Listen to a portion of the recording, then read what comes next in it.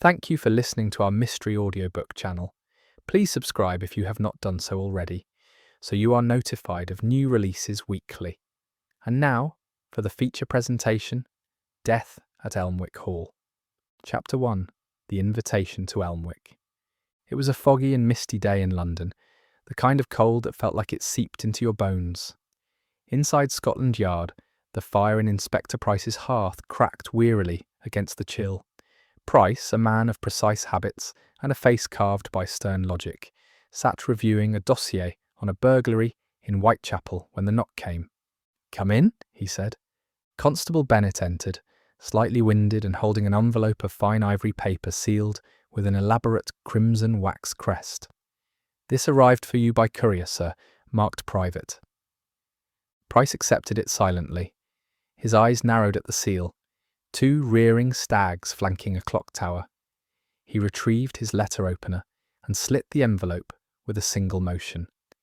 Inside was a neatly folded letter written in an old-fashioned slanted hand. Elmwick Hall, Barrington on Hill, Wiltshire. "My dear Inspector Price, I trust this letter finds you in the grasp of your usual efficiency. Permit me a most unusual request. I find myself in possession of a foreboding premonition, namely, that someone within my household means to do me harm. No doubt you receive such fancies from the feeble-minded or the overly dramatic. I assure you I am neither. I cannot say who it is or how I know. I can only say this: I feel it. And time, I fear, is a luxury I no longer possess. I invite you, under the guise of a weekend guest, to Elmwick Hall. Come this Friday, observe. Stay alert. If nothing comes of it, I shall appear a paranoid old fool. But if I am correct, I may not live to thank you. Yours in unease, Horace Barrington, 8th Earl of Elmwick." Price read the letter carefully, then looked into the fireplace. He had met Lord Barrington once at a parliamentary function, years ago, an intelligent, biting man, with a distaste for mediocrity. Not the type to cry wolf. "Bennet," he said finally, handing the letter over, "tell Mrs. Cauldron to prepare a travel bag. I'll be leaving for Wiltshire in the morning." "Wiltshire, sir?" The constable blinked. "Bit of a holiday?" Price stood and reached for his hat. "No, Bennet," he murmured, slipping the letter into his coat. "I suspect a storm is gathering, and this may be our only chance to stand before the thunder." The motor wound up a narrow, sloping road that cut through a sleeping forest of beech and birch. When the inspector arrived at Elmwick Hall, the driver tipped his cap and handed over his single bag. The estate itself was a sprawling, ivy-laced manor with crooked chimneys, mullioned windows, and a great central tower that loomed like a silent sentry. The air was tinged with damp stone and old smoke. A butler with a skeletal frame opened the door. "Inspector Price, I presume," he said, bowing. "I am Crail. His lordship is expecting you." Price nodded and stepped inside. Portraits of grim ancestors lined the walls, and a brass clock near the stairwell ticked too slowly, as though reluctant to mark the passing of time. Crail led him to the drawing-room, where a fire smouldered, and there, by the window, stood Lord Horace Barrington. He was tall even in age, with silver hair combed back from a severe face. He turned as Price entered, his hawkish eyes sharpening. "Inspector," he said, extending a hand. "You came. Good. I was beginning to fear I'd be murdered before I had the chance to be paranoid." Price took his hand. "You've always had a flair for drama, my lord. And you've always had a nose for rot beneath polished surfaces. I need that now. Tell me plainly, Lord Barrington, who do you suspect?" The Earl hesitated only a moment before replying. "Everyone." Chapter 2. A Gathering of Shadows. The drawing-room at Elmwick Hall was the kind that spoke in hushed tones. Wainscoted in dark oak, with tapestries older than empires, and books too fragile to be touched, it was the kind of room that remembered more secrets than any man alive. Lord Horace poured 2 glasses of port and handed one to Inspector Price. His hand trembled slightly. "You must think me foolish," he said, "an ageing man with more enemies in his mind than in the world." Price took the glass but did not drink. I think men of your age tend to remember things others forget, including who might want you dead. A hollow chuckle escaped the Earl. You haven't lost your edge, Price? Good, because you'll need it here. Footsteps interrupted them, and a young woman entered the room, tall, pale, and composed, with auburn hair swept back in a chignon and a velvet ribbon at her throat. Her expression hovered somewhere between politeness and wariness. "Ah," said Horace. "Clara, allow me to introduce Inspector Price of Scotland Yard. He's a guest. Clara Redfern is my ward. She's lived here since she was 16. Clara nodded. "How do you do, Inspector?" Miss Redfern. As she poured herself tea from a silver pot, Clara asked, "What brings a man from Scotland Yard to our secluded old hall?" Horace replied, before Price could. "Inspector Price and I are discussing security. Nothing more?" Her eyes flitted between the two men. "Of course." When she exited, Price leaned in. "She doesn't trust you." "She doesn't trust anyone. That's part of why I brought you." Horace led Price through the house as thunder began to roll beyond the hills. They passed long hallways where oil portraits loomed and stopped outside a heavy door. "This," Horace said, pushing it open, "is the blue parlour. You'll find most of them in here." Price stepped into a room that, despite its name, was crimson from carpet to curtain. Inside, gathered like actors waiting for their cues, were the other members of the household. Lady Beatrice Barrington, dressed in lavender silk, lounged with a cigarette in one hand and a book in the other. She was striking, statuesque, and at least 20 years younger than her husband. "My dear," said Horace, "this is Inspector Price. He'll be joining us for the weekend."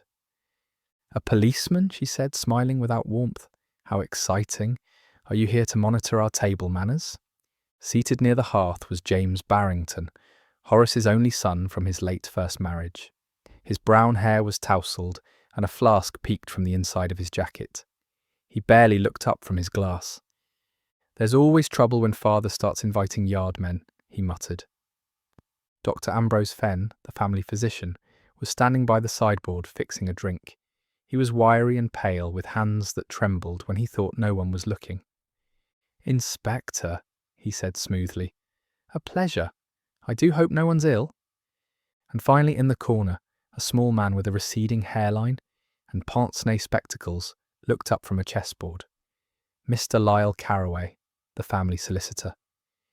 "I'd say this household is overdue for some law and order," he said, with a quiet smile. "The family has grown theatrical of late." Price watched them all with calm precision, absorbing their tones, their glances, their positions in the room. As the grandfather clock in the hallway struck 6, echoing through the halls with a strange metallic resonance, the conversation turned to idle things. But beneath the surface, Inspector Price could feel the weight of unease. It wasn't just Horace. Everyone in Elmwick Hall was hiding something. Later that evening, in his guest chamber, Price sat in a wing-back chair and opened a small leather notebook. He began scribbling observations. Beatrice Barrington, opportunist, younger wife, sharp, possibly resentful. James Barrington, intoxicated or disinterested, resents father, watch closely. Clara Redfern, quiet, possibly frightened, much unsaid. Dr. Fenn, nervous, owes something to someone. Mr. Carraway, calm. Too calm, motives abound. But what of means, opportunity, intent? Just then a clock somewhere in the house chimed once, a soft, solitary note. And Inspector Price had the sudden, unshakable sense that there was something very peculiar about this place. Chapter 3. Death Strikes at Midnight. The rain beat steadily against the tall windows of Elmwick Hall that night. The dinner table, long enough to seat 24, was sparsely populated, the empty chairs only accentuating the tension that simmered among the 6 present guests. Lord Barrington sat at the head, face gaunt in the candlelight, barely touching the roasted pheasant on his plate. His appetite, like his spirit, seemed to have dwindled. Across from him sat Lady Beatrice, dressed in a gown of muted green. her dark hair wound tightly into a bun. She wore pearls around her neck and a smile that did not extend to her eyes. To the Earl's left, James slouched with his wineglass, his eyes bloodshot, his fork idle. "Would someone please pass the salt?" he muttered. "I believe," Clara said, her voice cool and measured, "you already have it." Dr. Ambrose Fenn, seated beside her, offered a nervous chuckle. "Well, it seems at least one family tradition survives. Mealtime tension." Mr. Carroway sat at the far end, inspecting his soup with a kind of mild academic curiosity, barely participating in the conversation. Inspector Price, seated midway down the table, remained largely silent. He preferred watching, weighing. It was like observing a pack of wolves, each snarling politely while keeping their fangs hidden. At precisely 8 o'clock, the butler Crail entered and whispered something into Lord Barrington's ear. The Earl nodded solemnly and rose. "If you'll excuse me," he said, "I shall retire to the study. There are papers to review with Carroway before tomorrow." Price caught the faintest flicker of discomfort on Carroway's face. "Do you often work this late, my lord?" he asked casually. Barrington's voice was terse. "Lately, Inspector, I find it difficult to sleep." With that he departed, cane tapping down the long hall. Inspector Price had just extinguished his candle when the sound came, a deep, sonorous toll from the grandfather clock in the main hall. It struck midnight.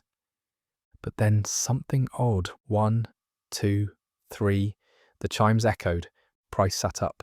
10, 11, 12, and then 13. A 13th chime. He stood immediately. That was no accident. Within minutes the hall was alive with footsteps. Crail had appeared, pallid and out of breath. "Inspector, sir, it's Lord Barrington. The study door is locked. We can't get in." Price hurried down the stairs, his greatcoat flung over his shoulders, following Crail through the darkened halls. The household began to gather behind them. Beatrice in a dressing robe, Clara with a shawl hastily wrapped around her shoulders, James staggering with a decanter still in hand, Dr. Fenn clutching a stethoscope, and Carroway holding his spectacles. They reached the study door, a thick oak thing bolted from the inside. Price knocked sharply. "Lord Barrington, it's Price. Are you well?" Silence. "Stand back," Price ordered. Crail, James, and Price forced the door open with a combined shove. It gave way with a groan and swung open into darkness. The fire had long since died. One wall sconce sputtered faintly. A lamp had fallen and lay shattered on the floor. And at the desk sat Lord Horace Barrington, motionless. His head rested against the back of his armchair. His eyes were open, mouth slightly parted. In his chest, just above the left breast pocket of his robe, protruded the ornate letter opener from his desk, a brass thing shaped like a quill, now stained dark with blood. Lady Beatrice screamed. Clara gasped and backed away, pale as the moonlight. James dropped his decanter. It shattered on the floor. Inspector Price approached the body. No signs of struggle, no overturned furniture, no footprints, no blood trail, just the body, and the locked door. Dr. Fenn was already kneeling, trembling fingers at the Earl's wrist. He looked up and shook his head. "Dead," he whispered. "He must have died minutes ago." Price turned to Crail. "Who had access to this room?" "No one, sir. Lord Barrington insisted on locking it from the inside. He alone had the key." "And where is the key now?" They searched. Pockets, floor, drawers. Clara found it beneath the rug near the fireplace. "Dropped?" she said, holding it up. Price's eyes narrowed. A locked room, no visible point of entry, a dagger driven cleanly through the chest, and a 13th chime. Too clean, too rehearsed. He surveyed the silent faces around him. "This wasn't suicide," Price said coldly. "It was murder." Later that night, the study was sealed. The servants ordered to remain in their quarters. No one was to leave the house. Inspector Price had taken up position in the drawing room, fire roaring, eyes sharp. He began a list, means, letter opener, easily accessible, but placed with precision. Opportunity, everyone had retired, or claimed to. Motive, inheritance, revenge, secrets, Too many. Locked room. No key on the body. Key found under rug. Intentional misdirection. Clock struck 13. Why? Mechanical flaw or warning or signal? A knock interrupted him. It was Clara Redfern. "Inspector, may I speak with you?" she asked, eyes wide, voice trembling. "There's something I need to show you." Price rose slowly. "Very well, Miss Redfern, lead the way." Chapter 4. Secrets in the Walls. Clara Redfern led Inspector Price through the quiet halls of Elmwick Hall, with slow, deliberate steps, her candle casting flickering shadows along the portrait-lined walls. She paused before a door at the end of the east wing, a modest study lined with bookshelves and a worn velvet chaise. This was not the grand study where Lord Barrington had been found dead. This was Clara's personal retreat. She lit a small oil lamp and turned to face him. "I've kept silent for months," she said, voice low, "but now I fear silence will cost me my life." Inspector Price watched her carefully. "Go on." Clara moved to her writing desk and opened a drawer. From beneath a false bottom she withdrew a bundle of folded papers, worn, ink-smudged, and creased from frequent handling. "These pages," she whispered, handing them to him, "are from Lord Barrington's personal journal. I found them hidden in a book of poetry in the library. He must have torn them out recently." Price accepted the papers and sat down in the chair by the hearth, unfolding them with meticulous care. The handwriting was unmistakably Horace's. Long loops, heavy downward strokes. September 9th. "I have rewritten the will. Clara is to inherit Elmwick Hall and the majority of my estate. James has proven unworthy, and Beatrice, well, her intentions grow more transparent by the day. Caraway advised caution. I told him caution no longer suits me. I want my affairs in order before they come for me. September 13th. The clock chimes again, 13 though no one else hears it. I am no fool. Someone is tampering with it. I have locked the study each night, and yet things are moved. The key disappears, only to be returned. There are eyes in this house where no one stands. I suspect the walls may speak more than I know. September 16th. If anything happens to me, Clara must be protected.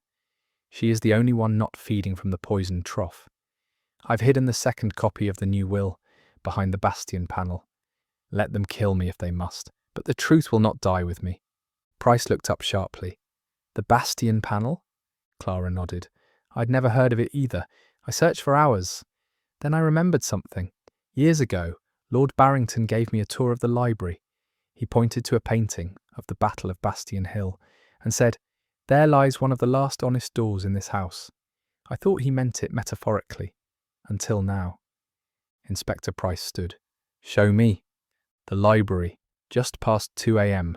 The grand library of Elmwick Hall was a cavernous chamber with high arched ceilings, 2 tiers of bookcases, and a stone fireplace that had not been lit in decades.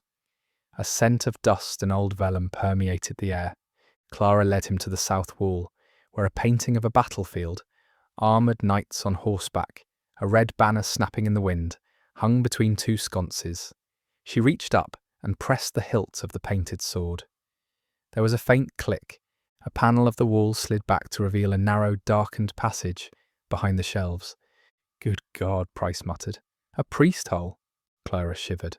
"I thought they were only in Tudor manors. Elmwick is older than it pretends to be." They stepped inside. The passage was musty, the walls made of rough stone, the air still. After 20 paces they reached a small cubby hollowed into the wall, where a wooden box rested, wrapped in oilcloth. Price opened it with care. Inside lay a document, a will signed and dated a mere fortnight ago. He scanned the contents.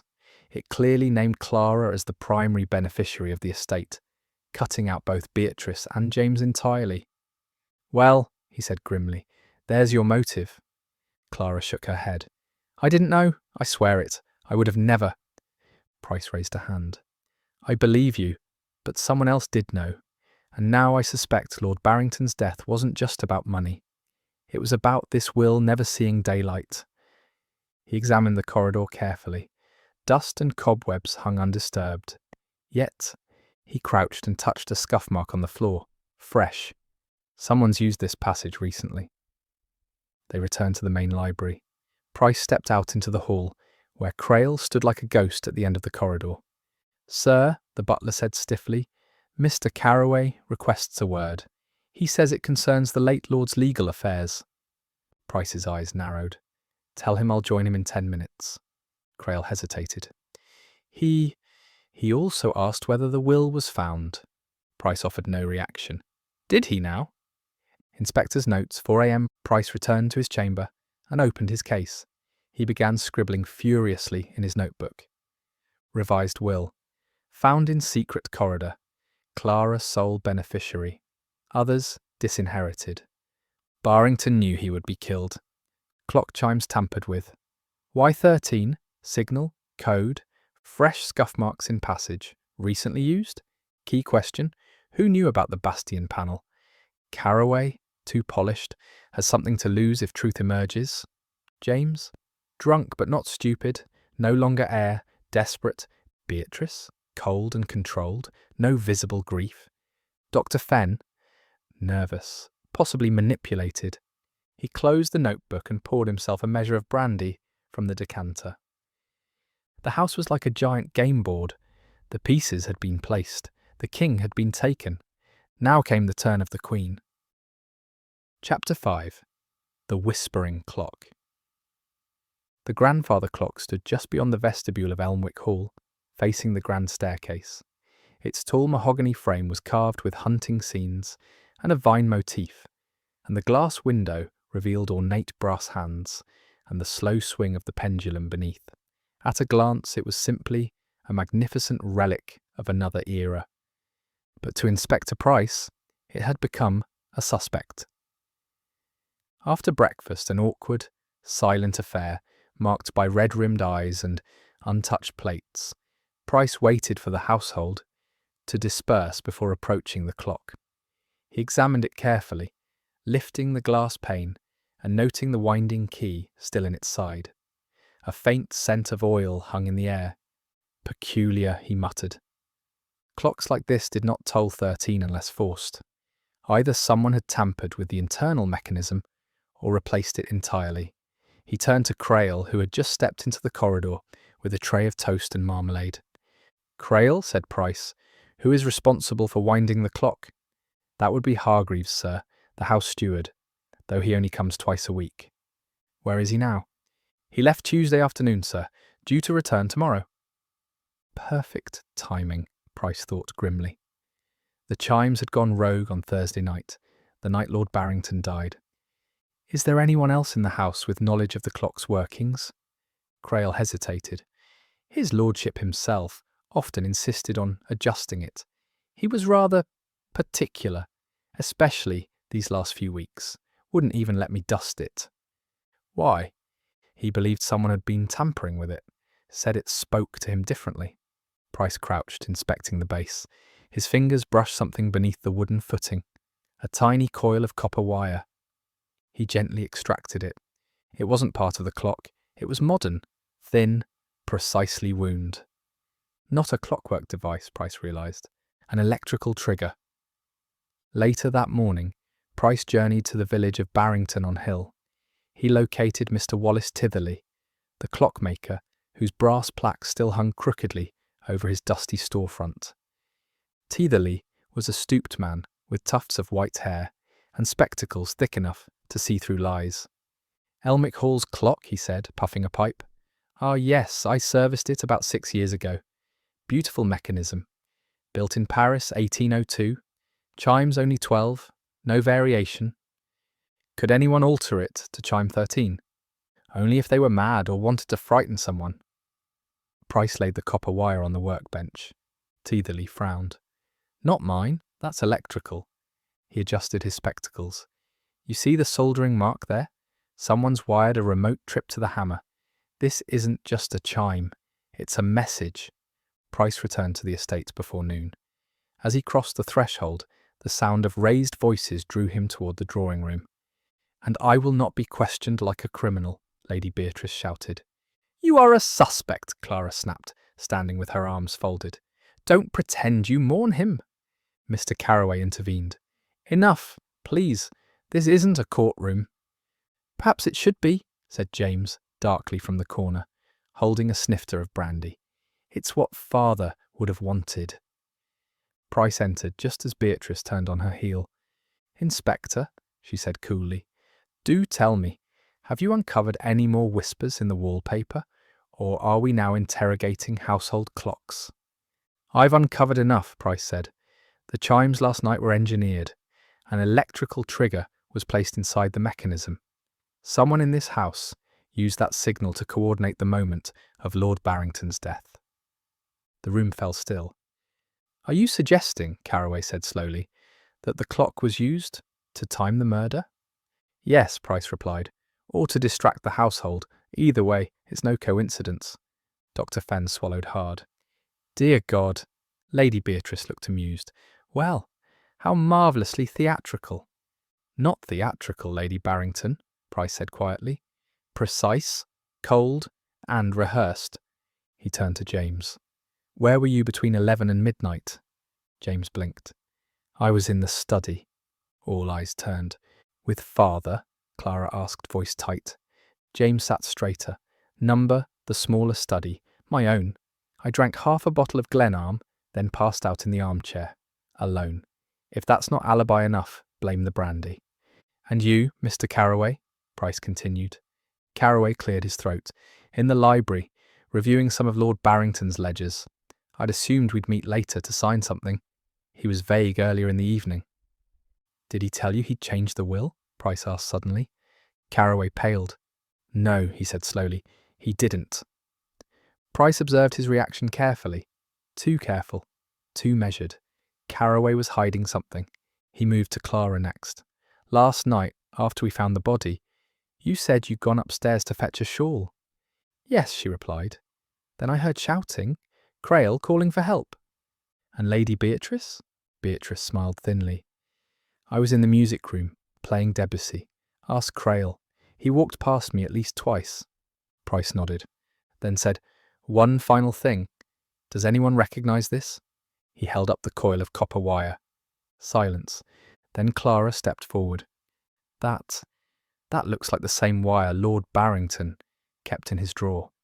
He used it to repair an old Morse machine from his service days. He was fascinated by signals. Carroway spoke up, voice sharp.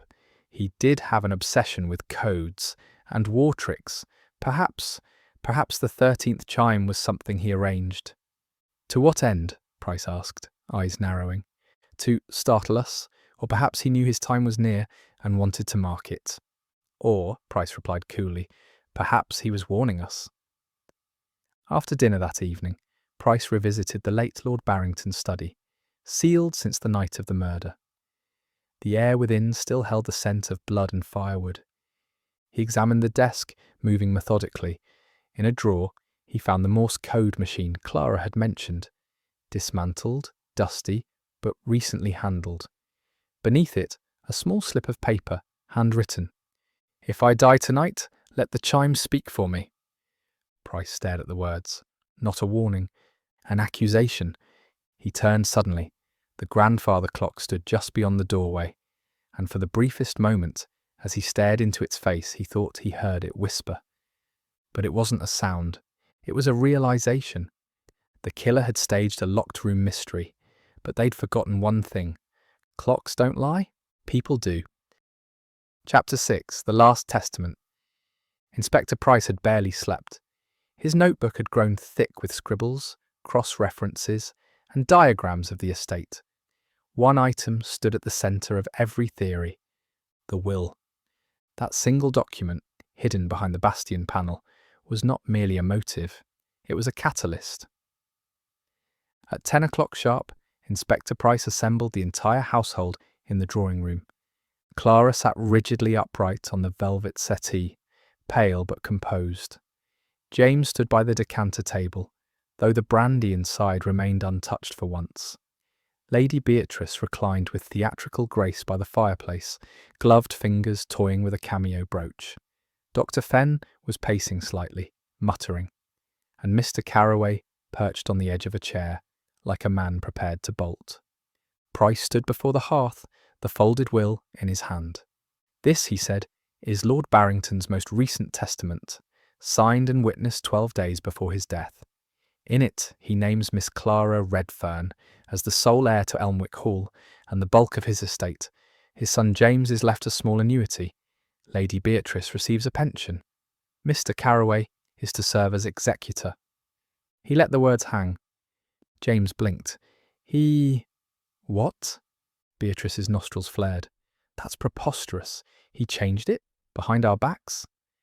"I imagine he didn't trust anyone enough to say so aloud," Price said. "Perhaps he feared for his life, a fear that proved justified." Carraway cleared his throat. Where did you find this document?" "In a hidden corridor behind the library wall.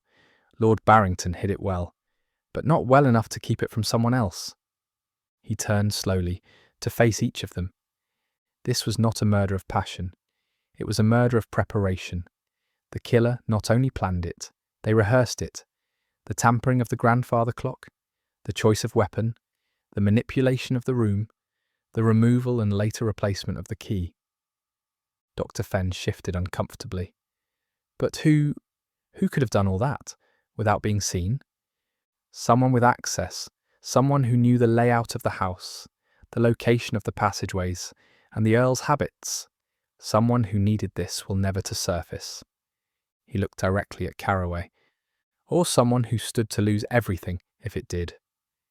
Carraway's jaw tightened. "You're accusing me? Absurd. You told me yesterday you weren't aware the will had been changed, and yet this morning Crail informed me you asked specifically if the will had been found." Carraway said nothing. "You knew it existed, which means you lied." Beatrice's eyes lit with sudden interest. "So he did it, then?" "Not alone," Price said, turning sharply. "This crime required more than legal manoeuvring. It required stealth, knowledge of the estate, and someone willing to get their hands dirty." He walked to the fireplace and removed a small folded item from his coat. He opened it carefully and laid it on the table. A blood-stained white handkerchief, embroidered with the initials B.B. Lady Beatrice froze. "I found this," Price said, "in the false bottom of the hallway cabinet near the service entrance. Hidden hastily, not burned. There's a small nick in the linen, likely torn when removing the letter opener from Lord Barrington's chest. You were in the music room, you claimed, but Crail never actually saw you playing. He only heard music from the old phonograph, and the door was ajar." Beatrice's voice trembled. "That's ridiculous. What possible reason would I have to murder my husband?" Price turned back to the group. "Shall I explain?" "You discovered," he said, addressing the room, "that Lord Barrington had rewritten his will in Clara's favour.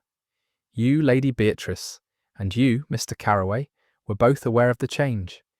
Perhaps Lord Barrington confided in one of you, or perhaps one of you simply found it. Regardless, you knew you had only days before he made the change legally binding." He glanced at Carraway. "You stalled the process, claimed delays, suggested additional reviews. In the meantime, the two of you, desperate to preserve your share of the estate, conspired. You planned the perfect crime, a locked room murder meant to look like suicide. You used Lord Barrington's own obsession, with messages and signals against him. The clock chime, 13, would throw suspicion off balance. You had access to the electrical mechanism and installed it yourself. When Lord Barrington entered his study that night, he was met not with safety, but his executioners." James looked stunned. "Both of them? My stepmother and the solicitor?" Clara asked quietly. "How did they get in if the door was locked from the inside?" Price answered. "Through the library passage, the one hidden behind the bastion panel, the same one Lord Barrington used to hide the will. You entered through there. After the deed, you left through the same path, dropped the key onto the floor beneath the rug, and returned to your rooms. You assumed no one would ever look behind the panel again." Carraway spoke, voice like steel. "You have no proof." "I have enough." Price stepped aside and opened the door. 2 constables entered, along with Hargreaves, the house steward. Price continued. Hargreaves returned this morning. He confirmed that on Monday evening he found both of you in the grandfather clock chamber, under the pretext of checking the hinges. He also found traces of the same copper wiring. Furthermore, Clara's handwriting matched the note Lord Barrington left. She copied it down from his diary days before it was stolen. We matched it against the paper torn from his journal. Pages you removed, Mr. Carroway, to hide the truth. Carroway stood slowly, gaze hollow. Lady Beatrice rose as well, but her voice was ice. You'd take the word of a servant? I'd take the word of a dozen servants over liars in silk gloves. Price nodded to the constables. Take them both to custody. As they were escorted from the room, Carroway's cold facade cracked into a twisted smile. He destroyed my future, he spat, took me in as a clerk, promised me the world, and tossed me aside when I wasn't born with a title. I earned that inheritance. I was owed. Beatrice said nothing. Not once did she look back. That night, Elmwick Hall was quieter than it had been in years. Inspector Price stood by the clock polishing his watch chain. Clara approached him, her eyes soft with gratitude. I don't know what would have happened if you hadn't come. You'd have inherited a house full of ghosts, he said, gently. Now, perhaps, you can fill it with better things. She hesitated. And what about James? He needs time. Not all inheritances are written on parchment. As she left, Price looked once more at the grandfather clock. It ticked slowly, faithfully. 12 strokes, no more, no less. Chapter 7. The Man Who Never Lived. The carriage rumbled through the gates of Elmwick Hall, leaving behind Inspector Price, standing still as a statue beneath the iron arch. The last of the constables had departed, taking Lady Beatrice and Mr. Carroway into custody. Snow had begun to fall, lightly, steadily, dusting the statues and hedgerows in a quiet white shroud. Price walked slowly back toward the front steps, his notebook in his coat, the case closed. And yet, not quite. There was a detail still unaccounted for, a whisper in the corner of his mind, a subtle inconsistency that had nagged at him since the night of the murder, and it all came down to Mr. Lyle Carroway. Later that afternoon, Price travelled to the market town of Alverley, where Lyle Carroway was said to keep his law office. The building was modest, above a cobbler's shop, its windows dusty, the brass plaque oxidised with time. Inside, the clerk, a wiry man in his 60s, looked up with a raised brow. "Looking for Mr. Carroway?" he said. "You're about 5 months too late." Price frowned. "What do you mean?" The man snorted. "He died in July. Heart attack. Right there in that chair. Buried in St. Crispin's churchyard." The inspector's eyes darkened. "And who has been operating under his name since?" "Pardon?" Price leaned in. "Someone presented themselves as Mr. Lyle Carroway. He was living at Elmwick Hall, handling the late Lord Barrington's estate." The man blanched. "Sir, whoever that was, it wasn't Carroway. I knew him 20 years. That man is in the ground." Back at Elmwick Hall, the truth surfaces. The snow deepened as Price returned to the hall. Inside, he summoned Clara, James, and Crail to the drawing room, his expression grave. "I have something to tell you," he said, setting a small envelope on the table, "and it may change everything you think you know about the last week." James, now sober and withdrawn, said nothing. Clara leaned forward, brows furrowed. "I was wrong," Price said, "or at least half right. Lady Beatrice was indeed complicit in the murder, but Mr. Lyle Carroway was never who he claimed to be." Clara's breath caught. "What?" Price opened the envelope and removed 2 photographs. One was a black and white studio portrait of the real Lyle Carroway, a man in his mid-60s, balding, with sharp cheeks and a reserved expression. The other was a photograph taken from the hall's mantelpiece of the Carroway who had lived with them these past months. They were not the same man. "The real Carroway died 5 months ago," Price said. "The man who moved into Elmwick Hall used his name, credentials, and wardrobe. But he was an imposter, likely a disgraced former barrister or forger with connections to the family.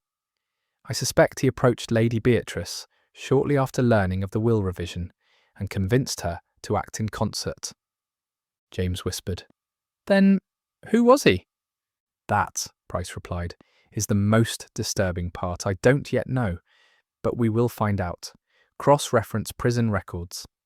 But one thing is clear, he used Beatrice's desperation and greed to orchestrate the perfect crime, and he nearly got away with it. Clara's voice shook. But why? What did he want? Everything, said Price simply. The estate, the inheritance, you? Clara flushed. He did propose marriage to me once. I thought it was a joke. He wasn't joking. Once you inherited, he would have married you. Quietly claimed what Beatrice couldn't. And eventually, well...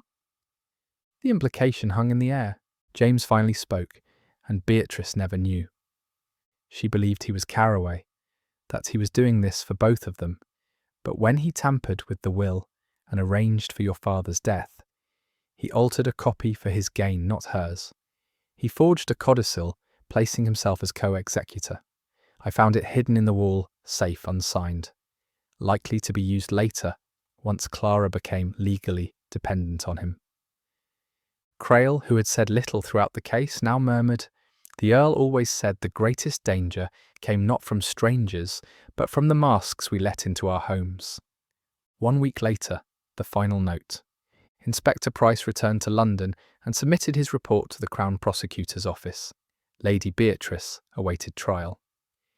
The body of the impostor, whose real name turned out to be Thomas Ashby, was buried in a pauper's grave outside Wiltshire after no family came forward to claim him. Ashby had once been a promising solicitor, struck from the rolls for embezzlement, a man who vanished from society's gaze until he re-emerged, rebranded and deadly. At Scotland Yard, Price filed the case under the Elmwick affair. In his final notes he wrote, "It is said that the dead cannot speak, but at Elmwick Hall a chime told the truth, even when every tongue in the house lied. I have never been fond of clocks, but I now respect their honesty." He closed the file, and for the first time in weeks, he allowed himself a smile. Epilogue. Elmwick Reborn. Spring came early that year. The frost melted, and the roses in the gardens bloomed bright as blood against the stone walls of Elmwick Hall. Clara Redfern, now legally the Lady of Elmwick, walked the corridors, not as a ward, but as a steward of legacy. She dismissed the brooding portraits of past earls to the storage vault and replaced them with art from the village. She opened the library to the local schoolchildren. She hosted dinners with laughter and light. And in the front hall, the grandfather clock stood tall and proud. Every evening, as the sun set over the Wiltshire hills, it struck 12 times. No more, no less, and never again 13.